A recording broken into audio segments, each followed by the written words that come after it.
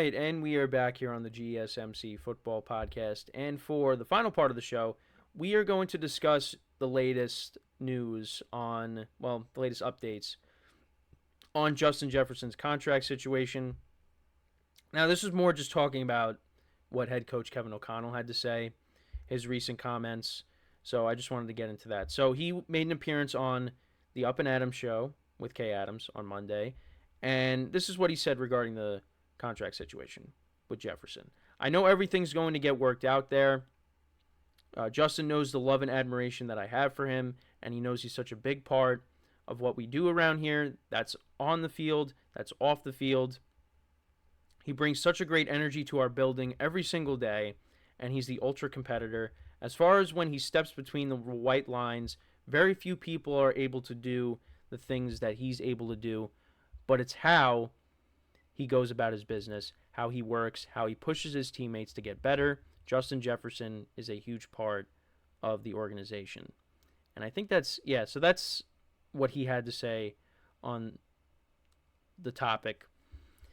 And I mean, you got to look at also, you have Jamar Chase and you have CeeDee Lamb that are going to be looking for new deals.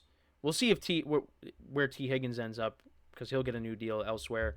You also have Brandon Ayuk that's looking for a new deal. There are a lot of receivers that are looking for new deals.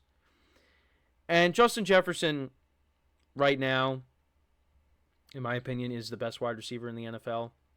I mean, you got Tyreek Hill, who's also up there. I mean, and the receivers I just mentioned with CeeDee Lamb, Jamar Chase. I don't think Brandon Ayuk is in that conversation, but he's he's a little bit outside of that group. But Brandon Ayuk's a solid wide receiver as well. But Justin Jefferson, to me, is the best wide receiver in the NFL. And I think if Devontae Adams was still playing with Aaron Rodgers, I'd still look at him as the best wide receiver. But he still did pretty good with Jimmy Garoppolo and Aiden O'Connell last year. But yeah, Justin Jefferson to me is the best wide receiver in the NFL, and he's going to get paid a lot of money. And the Vikings, they got to do everything they can to keep this guy. And it's going to be interesting because, the only quarterback that he's really played with over the course of his career outside of last year, because Kirk Cousins got hurt, is Kirk Cousins. And now you got Sam Darnold, you got a young quarterback in J.J.McCarthy that, we'll see if he ends up starting week 1 or if it's going to be Sam Darnold. But, listen, I think Justin Jefferson's going to be fine. I think he's going to put up big numbers no matter who's throwing him the ball. But, it's going to be interesting because Kirk Cousins is the only quarterback that he's known. And now it's going to be different. It's going to be different. And, it could be he's waiting to see, what kind of money some of these other receivers get. So he can get paid that kind of money. I just knocked out my earpiece. But, I mean, he's a guy that definitely could reset the market. And rightfully so, because he's, like I said, to me, best wide receiver in the NFL. And, unfortunate that last year, got hurt. Still put up, I think he still put up good numbers. Did he get 1,000 yards last year? Yeah, he still had 1,000 yards. 1,074 receiving yards, 5 touchdowns. And how many games did he end up missing? Let's see. So he still getting 1,000 yards despite missing several games is impressive. Yeah, he missed 10 games. He didn't miss 10 games. Sorry. He played in 10 games. He missed 7. That's impressive. And you go back to his rookie season back in 2016, 1,400 yards receiving, 88 receptions, 7 touchdowns.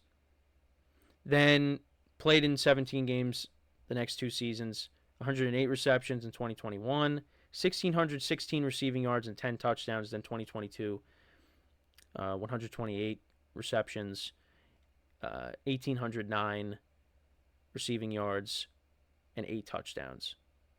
And then had 68 receptions in 10 games last year. Like I said, 1,074 receiving yards and 5 touchdowns. And again, that's with him missing time. And also, you had, Nick Mullins playing quarterback and Joshua Dobbs and Jaron Hall, who really didn't play that much. So, I mean, but that just shows how talented he is. And let's go through the games that, he wasn't playing with Kirk Cousins.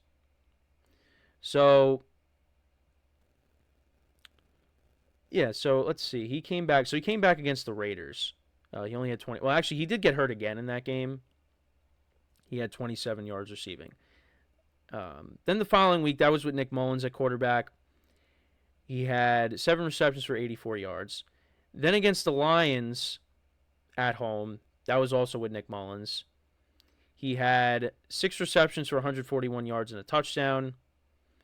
Then on New Year's Eve against the Packers, I mean, that was an interesting. I forgot about this because they started Jaron Hall, and then they put in Nick Mullins when the game was out of reach, when they probably should have just started Nick Mullins. Now, would they have won the game against the Packers because Jordan Love was playing really well? Probably not, but still, it was interesting that they started Jaron Hall and they pulled the plug on him immediately, and then they put in Nick Mullins. But yeah, Jefferson had 5 receptions for 59 yards.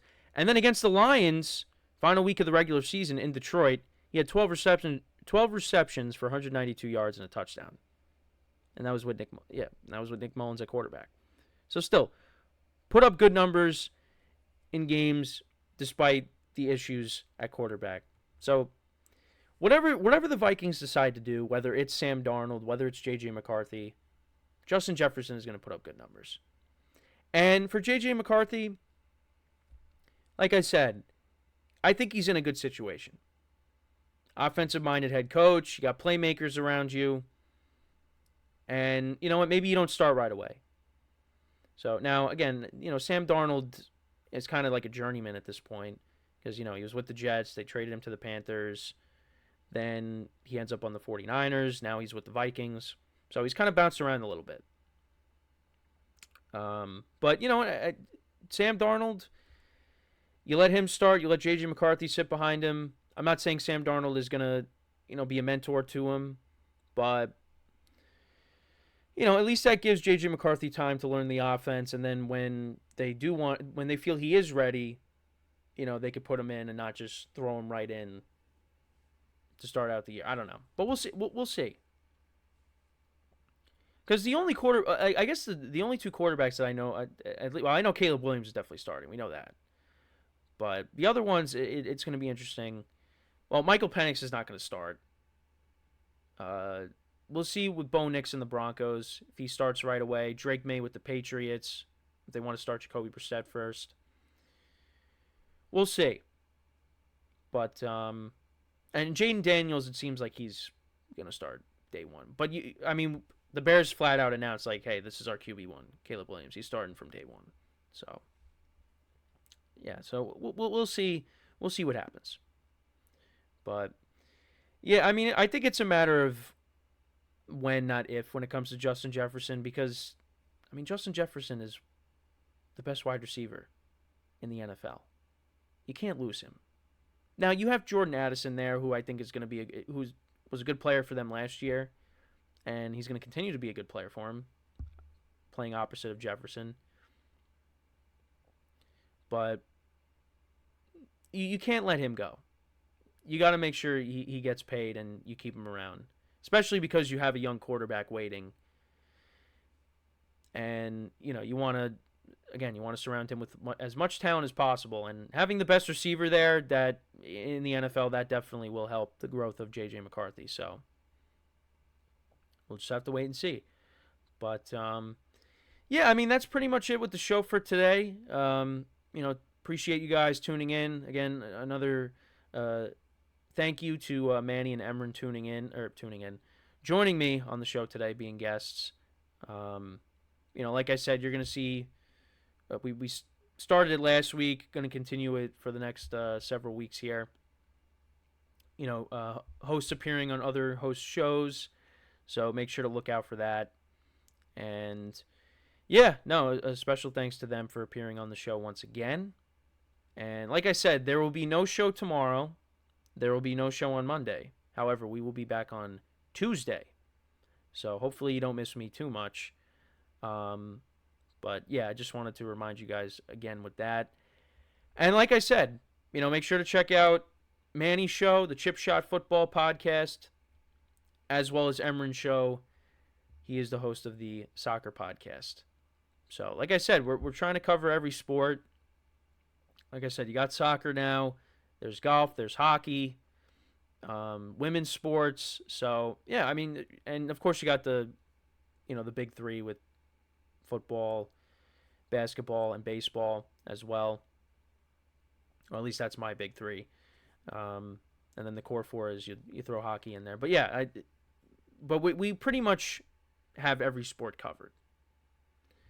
So yeah, make sure to check out all the other shows as well. We greatly appreciate that.